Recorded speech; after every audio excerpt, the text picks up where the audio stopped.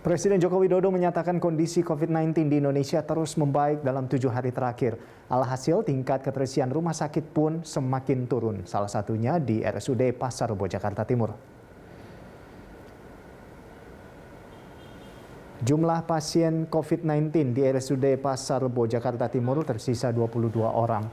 Sebelumnya pada Juli sempat mencapai 230 orang. Sejak 23 Agustus lalu, ruang perawatan untuk pasien COVID juga telah dikurangi dari 6 lantai menjadi hanya 1 lantai. Ruangan yang telah dikurangi ini dialihkan untuk pasien non-COVID.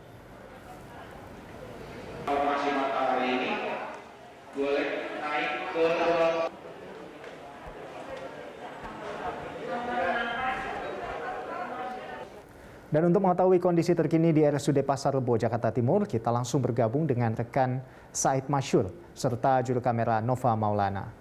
Iya, Said, dari pantauan Anda seperti apa terkait dengan keterisian tempat tidur di RSUD Pasar Rebo saat ini?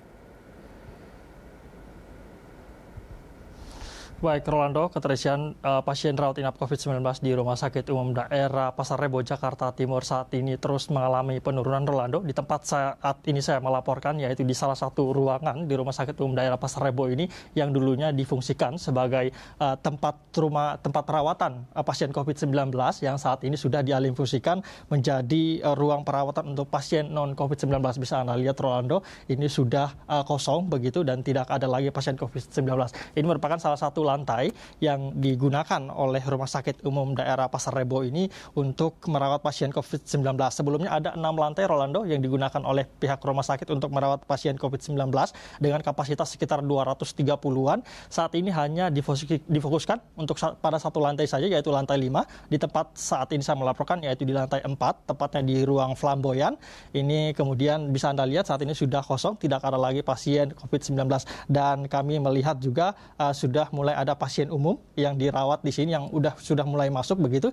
Dan dari data yang kami dapatkan, Rolando, saat ini pasien COVID-19 yang difokuskan di lantai 5 hanya ada sekitar 16 pasien yang dari kapasitas yang sudah dikurangi saat ini hanya tersisa 32 kapasitas yang disediakan. Sementara untuk di ruang ICU ada 6 tempat tidur di ruang ICU dan saat ini hanya terisi sekitar 4 pasien yang dirawat di sana. Dari pantauan kami juga tadi, dari awal kami masuk di ruang IGD yang selama ini menjadi tempat antrian para pasien COVID-19, ini sudah mulai kosong juga, Rolando. Kemudian tenda-tenda darurat yang di depan rumah sakit ini juga sudah dibongkar begitu dan tidak difungsikan lagi. Sejak 23 Agustus kemarin memang pihak rumah sakit ini resmi hanya memfokuskan pada 1 lantai, yaitu lantai 5. Sementara untuk lantai lainnya ini sudah difokuskan untuk pasien non-COVID-19.